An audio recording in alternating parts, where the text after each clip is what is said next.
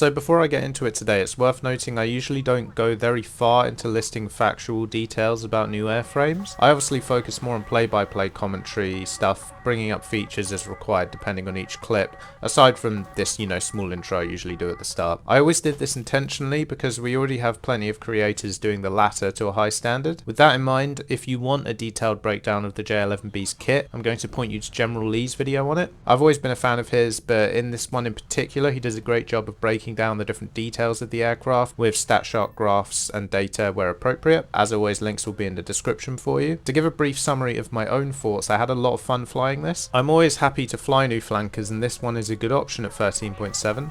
I'm not really decided on whether I think this is better or worse than its counterpart in the 27SM. Regardless, it's fun to fly. This might be in part due to the matchmaker. I've always found 13.7 to be a nicer matchmaker than 14.0. Maybe that's just placebo, but that's just how I felt. With the new 12.7 premiums especially, down tiers aren't super uncommon, at least compared to 14.0. As with all flankers, speed management is key. You can always feel the lack of agility in a fast flanker. Energy retention is good, but sometimes you need to rotate the plane quickly, and slowing it down in time can be a challenge, but if you've flown flankers before, this shouldn't be anything new to you. The radar will be an upgrade once the TWS issues plaguing the game right now are ironed out. I've had similar issues in this as with the Hornet, with it sometimes not tracking targets correctly, giving false information, picking up lots of missiles and other signals I don't want clogging my radar scope. It's irritating, but just keep it in mind and don't get too distracted trying to manage the radar. As a side note, there were a few comments on the Hornet video thinking I was complaining about the TWS locking in position and not resetting to the nose like it used to. To clarify, I've had no issues with this, given I use manual controls to position my radar. If this is something that is plaguing you, just bind the reset to bore sight keybind and you can move it back to your nose like that. My comments on TWS have all been regarding its ability to actually pick up and track targets. Also, it only has the one long ACM frame like the other flankers, excluding the 30 and 34 of course, which is a minor annoyance as a small ACM frame is a great option when your HMD is playing up. So straight away in this first clip I want to look at some TWS issues which have been much worse since the patch. Tracking missiles has always been an issue, but it feels a lot worse now in my opinion. As you start seeing targets coming up on my TWS with very long velocity vectors, those are basically all missiles from the enemy's opening salvo, and it's making my life a bit difficult. And also, once I do eventually track a target, I'm just going to freeze it in a second here. So this here is another common issue I've had with the TWS giving me false information. This velocity vector and target frame here is clearly incorrect if we look at the contrail of the plane it's actually trying to track. It does sometimes correct itself after a few refreshes of the radar scope, but not always in my experience. And once again, I want to state I don't feel like I was having these same issues, at least not to this magnitude, before the patch. Just cutting ahead now in this same match to me pushing a flanker ahead of me. Now, as soon as I get down to the range of like 6 Fox 3s, I like to push kind of close as I dare to maximize my chance of getting kills. I, go back to my old sort of strategies if I want to be somewhat conservative with my missiles. If I don't have like a silly loadout, so like 8 Fox 3s plus, I don't like to waste too many missiles on pressure. I want to try and maximize getting value out of them. As it is, he should have been able to defend that one, but tunnel visioning or something else. He doesn't notch, it's whatever. Nothing remarkable there. Gonna cut ahead slightly now to an engagement with an Su-34. I obviously see the launch on the RWR. I go defensive initially, and I'm looking for the missile diamond because I didn't know where he was pushing me from, so I didn't want to risk trying to get a launch in before knowing how close he is to me. As I do see him, I get a nice off-board launch off here. PL-12 is perfectly good in these situations, but it appears to track his missile. And now you'll notice it's not really triggering my RWR anymore because he's just spamming ETs at me. And flaring this last one here is what I wanted to look at, so I'm going to jump over to sensor view. So as we look at this in sensor view, I'm going to pause it right at my first unsuccessful flare. So when flaring IRCCM missiles especially, you need to consider where your flare dispensers are pointing. R27ETs are a gate width IRCCM missile, so they have a small field of view essentially. Flares also have a small rise time, basically time it takes for them to heat up after you fire them. The flare dispensers on a flanker are usually positioned on the tail facing upwards. So here, my first flare is essentially shooting away from the seeker's view. It may technically be visible initially, but of course there's a small rise time involved. So once it's fully heated up and the missile is quite close, it's no longer in the missile's field of view enough to fool it. As I play it again, you'll see me roll my plane towards the missile, and I'll pause it again as I pop my successful flare. You see now as my flare dispenser is angled more towards the incoming missile, the flares are ejecting much more directly into the Seeker's view. This gives them enough time to heat up whilst remaining within the Seeker's view and fooling the missile. Side note, a little tech I've mentioned in the past, and I'll mention again now, right here I was using a double input to both cut my afterburner and pop multiple flares simultaneously. I have separate binds for throttle and flaring, but I also have them both double bound to scroll wheel. So essentially if I pull my scroll wheel back, my afterburner is cut and I pop multiple flares depending on how much I pull it back. This is extremely useful for flaring gate width missiles, especially like here.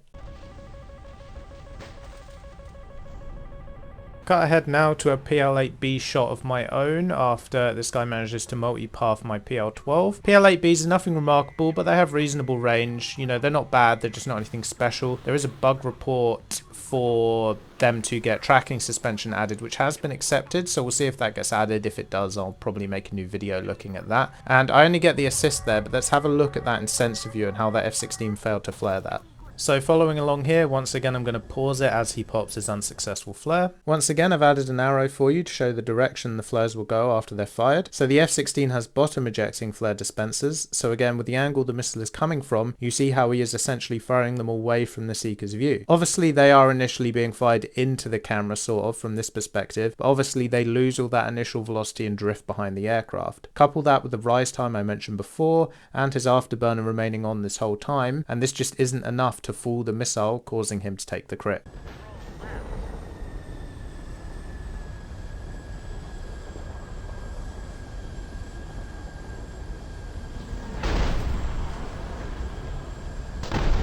So cut ahead once more to the last part of this game, as I'm going to be jousting with an Su-30 at multipath height. Now you'll notice how as I fire, because I've got time, I pitch up to loft my missile a little bit. This is just going to make it that little bit harder to multipath and avoid it trying to lead him into the ground initially after I fire it. As it is, he doesn't get down to multipath height and it's probably irrelevant, but it's good practice to get into that if you can.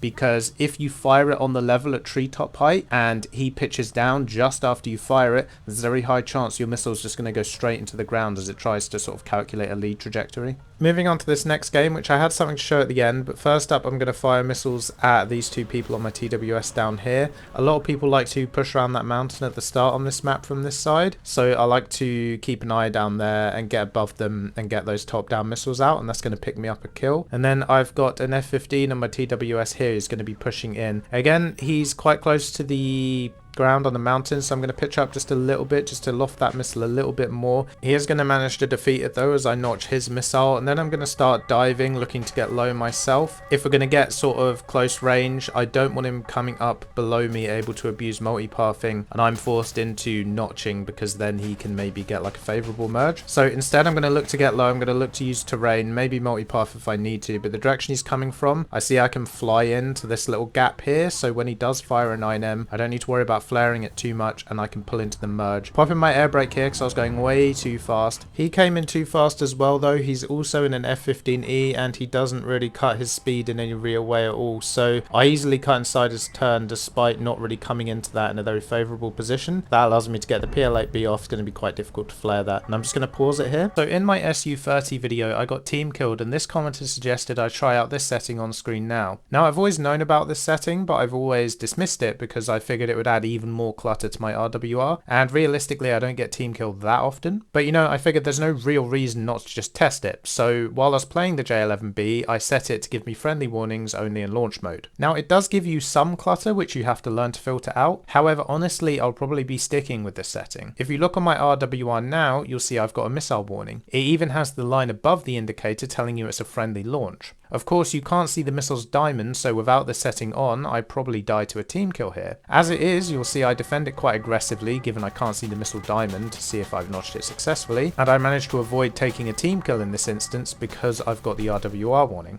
I'll also show you that one in sensor view just so you can see it like that, and also notice that in default view on sensor view it shows it as if I had the setting toggled off, so you'll notice my RWR doesn't ping at all in the replay view, showing the value of having this switched on.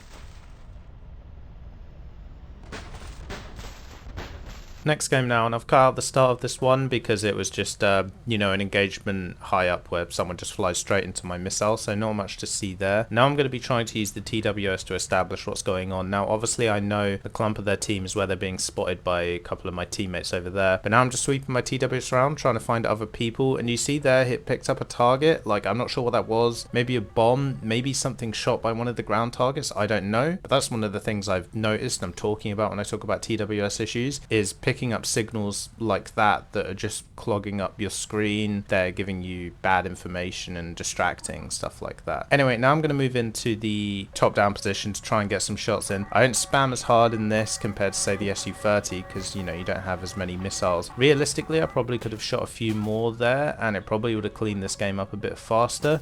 But as I said earlier, when I've got slightly less missiles, especially because I'd used one in the opener, I want to try and get the most value out of them because, well, I want kills, don't I? So you can see now I'm looking to move to multipath height, because if you notice before this moment, there was not really any of my team left between me and the low down enemies, so I don't want them getting underneath me because it's going to make my life very difficult, going to make it very hard for me to defend properly. And you see there what I said about like arching your Fox 3 shots when you're close to the ground. The one I fired off there just immediately tried to lead him into the ground and goes into the turf. See there, I get a nice PL-8B shot there. It's got decent range and he's obviously distracted by the guy chasing him, so I get the kill with that. Now as I pull round to avoid the missile from that Hornet, you notice what I said at the start about speed management in the flankers. I locked myself up there and now I have got the air brake out and I'm trying to drop throttle a bit at times as well. While I do want to stay fast to not leave myself exposed, it's important to be careful because as soon as you do pull that turn,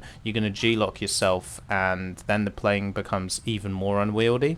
I arched that Fox 3, but he dies, but it is going to relock to the F-14, and again you see when I fire the second one, because I fired it from a very low aspect, as he like dips down into a valley, it just immediately tries to lead him into the ground. But my initial missile managed to relock and kill him, and that's going to be the end of this game. Right, once again at the start of this game, as soon as you see me start to pick up targets, you see the volume of missiles on my screen. I'm actually debating turning off cyclic targeting, using manual queuing in the opener, and then just going into my settings after the BVR phase is over and turning back to cyclic targeting, so I do prefer it. Might be something I experiment with, at least until they've figured out these TWS issues. Gaijin do love adding extra keybinds, which I know some people complain about, but I would love a keybind to switch between cyclic and non-cyclic targeting, and also obviously I'd love for them to get rid of the message saying that, you know, I've got cyclic targeting switched on when I use my horizontal Q axis. Like, the axis works with cyclic on, it always has and it still does, so I don't see why it needs to be almost like the game is shaming me. I don't know. But if you didn't know about that warning message and you hadn't seen it in my last few videos since the update, you're now going to notice it all the time if you use horizontal Q axis with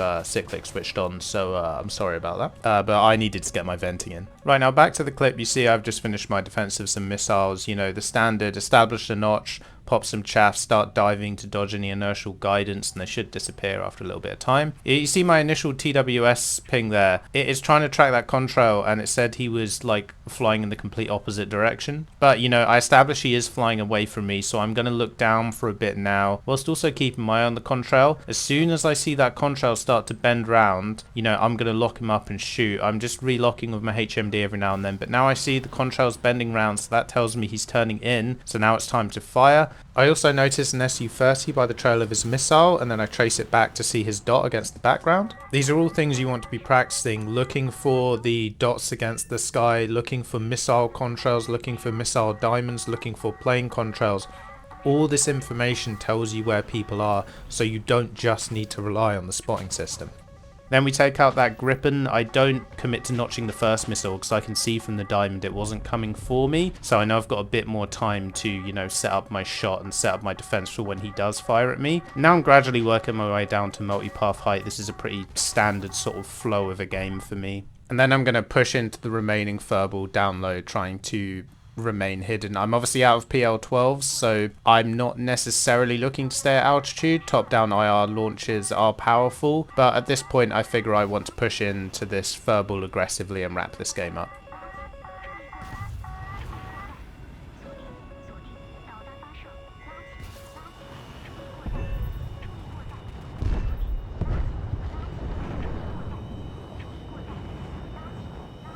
Right, last game I'm going to fully voice over now, and we're going to have 2 targets coming in on the left load down. So I've mentioned this in videos in the past, but starting at altitude for engaging these early targets that are on your side of the map, inverted commas, it's always good to come from above. So basically with multipathing, the more top down your aspect is, the more likely it is they're either going to take splash damage or the missile kind of just tracks through the plane. Because if the missile is being multipathed and it's essentially not tracking the plane properly, it's tracking somewhere in between towards the ground, if it's coming from a very top down aspect, the flight path is still going to go more or less through the plane anyway, so you probably will get a proxy on them, and that's what's going to happen to these 2 guys here.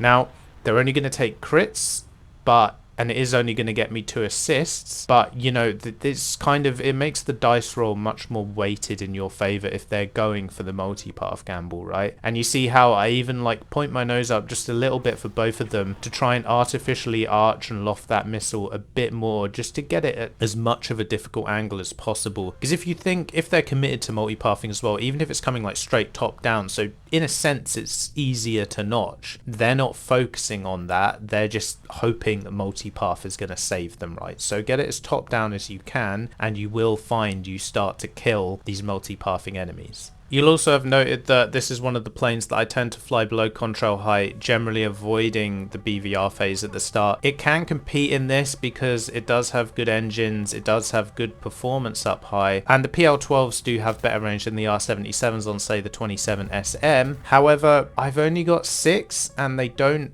really compete as well as, say, AMRAAMs, AM4s, R77-1s or whatever. So as long as, you know, I've got a few people on my team competing with the BVR players, I'm not too fussed about doing it myself. I'm going to save myself for sort of like the mid game, if that makes sense.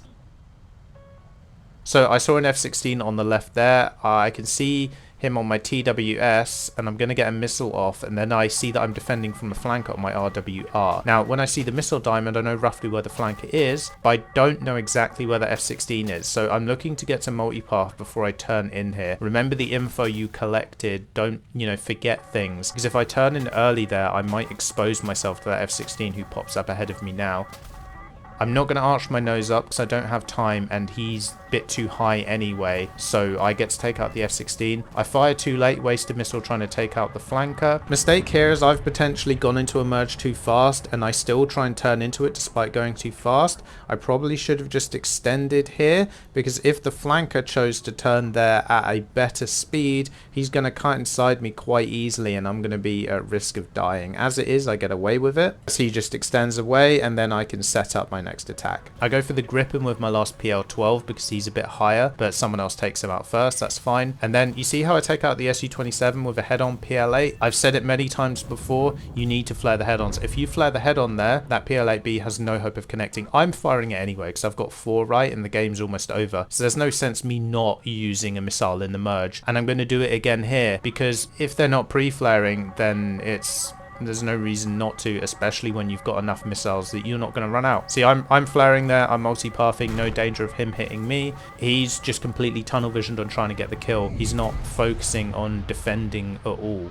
Then I can just loop back over, finish him off with my last PL-8B, and that's the game.